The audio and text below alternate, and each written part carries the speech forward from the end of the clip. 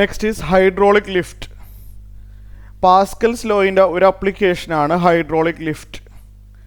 Hydraulic lift എന്ന് പറഞ്ഞു കഴിഞ്ഞാൽ ഇപ്പോൾ നല്ല ഹെവി ആയിട്ടുള്ള ഫോർ എക്സാമ്പിൾ കാറ് അതല്ലെങ്കിൽ ട്രക്ക് നമുക്കതിനൊന്ന് ചെറുതായിട്ടൊന്ന് ലിഫ്റ്റ് ചെയ്യണം. ഇവിടെ താഴെ എന്തെങ്കിലും ഒരു റിപ്പയറിൻ്റെ വർക്ക് വരുന്നുണ്ട്. അപ്പോൾ നമുക്ക് ഈ കാറിന് അല്ലെങ്കിൽ എന്തെങ്കിലും ഒരു വെഹിക്കിളിനെ നമുക്ക് സ്വല്പം ഒന്ന് ലിഫ്റ്റ് ചെയ്യിപ്പിക്കണം. അപ്പോൾ നമുക്ക് എന്ത് ചെയ്യാൻ പറ്റും? ഇങ്ങനൊരു ട്യൂബ് വെസൽ കൺസിഡർ ചെയ്യാം. ഓക്കെ, വളരെ സ്ട്രോങ് ആയിട്ടുള്ള വാൾസാണ് ഇതിനുള്ളത്. ഇതിനകത്ത് എന്തെങ്കിലും ഒരു ഫ്ലൂയിഡ് നിറച്ച് വെച്ചിട്ടുണ്ട്. ഇങ്ങനൊരു ഈ ഷേപ്പിലുള്ളൊരു വെസലുണ്ട്.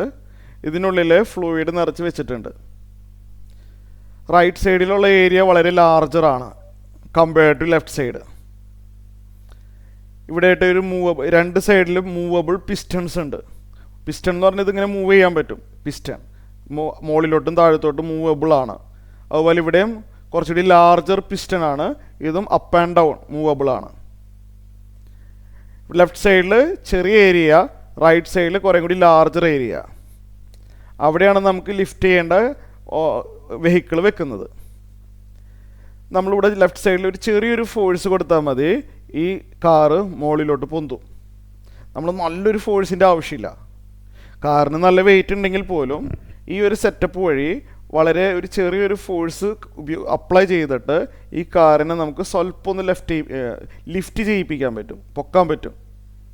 ഒത്തിരി ഹൈറ്റ് മുകളിലോട്ട് പോവില്ലെങ്കിലും ചെറുതായിട്ടെങ്കിലും നമുക്ക് മുകളിലോട്ട് ലിഫ്റ്റ് ചെയ്യിപ്പിക്കാൻ പറ്റും with a very small force. ഇവിടെ നമ്മളിങ്ങനെ ഒരു ഫോഴ്സ് കൊടുത്താൽ ഈ പിസ്റ്റൺ താഴോട്ട് നീങ്ങും. അതായത് ഞാനിവിടെ ഒരു പ്രഷർ കൊടുത്തെന്ന് പറയാം. ഇവിടെ കൊടുക്കുന്ന പ്രഷർ നേരെ ഇവിടേക്ക് ട്രാൻസ്മിറ്റ് ചെയ്യും ബൈ പാസ്കൽസ് ലോ. ഇവിടെ ഞാൻ ഡെൽറ്റ പി എന്ന് പറഞ്ഞൊരു പ്രഷർ കൊടുത്തു. ആ ഡെൽറ്റ പി ഇങ്ങോട്ട് ട്രാൻസ്മിറ്റ് ചെയ്യും അല്ലേ? അൺഡിമിനിഷ്ഡ് ആണ്, ഒട്ടും കുറവ് വരാതെ തന്നെ ഇങ്ങോട്ട് ട്രാൻസ്മിറ്റ് ചെയ്യും. അപ്പോൾ എങ്ങനെയാണിത് കാറ് ലിഫ്റ്റ് ആവണത് അത് ഞാൻ കാണിച്ചു തരാം. അപ്പോൾ ഞാൻ ലെഫ്റ്റ് സൈഡിൽ കൊടുക്കുന്ന പ്രഷർ എത്രയാണ്? ലെഫ്റ്റ് സൈഡിൽ ഞാനൊരു പ്രഷർ കൊടുക്കുകയാണ്. Pressure in the left hand side, pressure in left arm എന്ന് എഴുതിക്കട്ടെ. ലെഫ്റ്റ് ആം അല്ലെങ്കിൽ ലെഫ്റ്റ് സൈഡിലുള്ള പിസ്റ്റണിൽ കൊടുക്കുന്ന പ്രഷർ ഞാൻ F1 എന്ന് പറഞ്ഞൊരു ഫോഴ്സാണ് കൊടുക്കുന്നത്. ഈ പിസ്റ്റൻ്റെ ഏരിയ A1 ആണ്.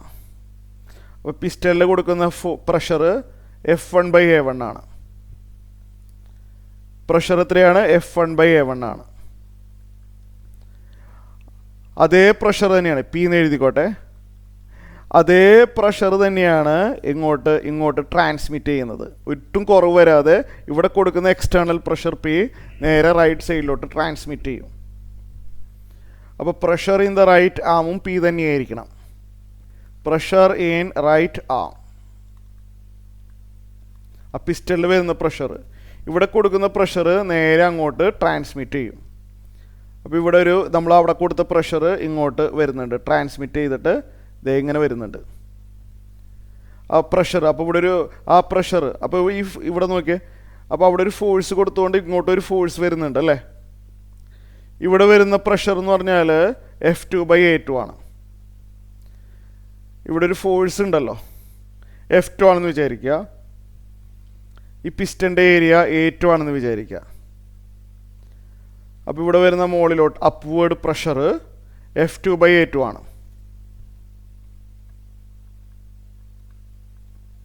അതും P തന്നെയാണ്. എന്താ കാരണം? ഞാനിവിടെ കൊടുത്ത പ്രഷർ നേരെ ഇവിടേക്ക് ട്രാൻസ്മിറ്റ് ചെയ്തിട്ടുണ്ട്. അപ്പോൾ ഇവിടുത്തെ പ്രഷർ F1/A1, ഇവിടുത്തെ പ്രഷർ F2/A2. ഇവിടെ കൊടുത്ത അതേ പ്രഷർ തന്നെയാണ് ഇവിടെയും എത്തുന്നത്. ഇത് രണ്ടും ഇക്വേറ്റ് ചെയ്യാം. ഇവിടെ ഒരു കാര്യം ആദ്യമേ തന്നെ എഴുതേണ്ടത് എന്താണെന്ന് അറിയാമോ?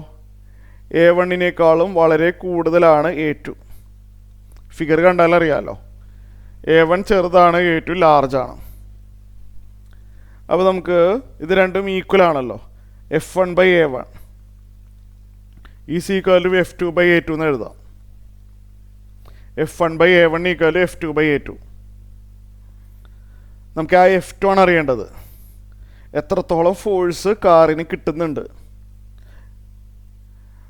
A2 നമുക്ക് ലെഫ്റ്റ് സൈഡിലോട്ട് ക്രോസ് മൾട്ടിപ്ലൈ ചെയ്യാം. ഈ താഴത്തെ A2 അങ്ങോട്ട് എടുക്കാം. അപ്പോൾ F2 എന്ന് പറഞ്ഞു കഴിഞ്ഞാൽ A2 അങ്ങോട്ട് പോയപ്പോൾ A2 ഇൻറ്റു F1/A1 എന്ന് വരും. A2 ഇൻറ്റു F1/A1 വരും. Or F2 equal to F1 into order മാറ്റിക്കോട്ടെ A2/A1. F2 equal to F1 into A2/A1. A2/A1 വളരെ ലാർജറാണ്. കാരണം A2 is very very large compared to A1. അപ്പോൾ A2/A1 എന്ന് പറഞ്ഞാൽ വളരെ വലിയൊരു നമ്പറാണ്. ചിലപ്പോൾ 100 ആയിരിക്കാം, ചിലപ്പോൾ 500 ആയിരിക്കാം. അത്രയ്ക്കും ലാർജാണ് A2/A1. അപ്പോൾ F2 എന്ന് പറഞ്ഞു കഴിഞ്ഞാൽ F1 ഇൻറ്റു 100 എന്നോ F1 ഇൻറ്റു 500 എന്നോ അങ്ങനെ എന്തോ വരും. അപ്പോൾ F1ൻ്റെ സെവറൽ ടൈംസ് ഹയർ ആണ് F2. കാരണം A2/A1 വളരെ ലാർജ് നമ്പറാണെന്ന് അറിയാമല്ലോ. അപ്പോൾ F2 വിൽ ബി വല്ല 100 ടൈംസ് F1 എന്നോ 200 ടൈംസ് F1 ഒക്കെ ആയി മാറും. അപ്പോൾ നമ്മൾ കൊടുക്കുന്ന ഫോഴ്സിൻ്റെ 100 ഇരട്ടിയോ 200 ഇരട്ടിയോ ടൈംസായി മാറും ആര് F2. കാരണം A2/A1 വളരെ ലാർജാണ്.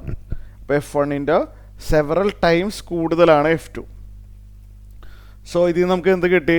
F2 is very very large compared to F1. അപ്പോൾ വളരെ നല്ലൊരു ഫോഴ്സ് ഉള്ളത് കൊണ്ട് നമുക്ക് ആ കാറിനെ ലിഫ്റ്റ് ചെയ്യാൻ പറ്റും. ഇതാണ് working principle of hydraulic lift. Okay.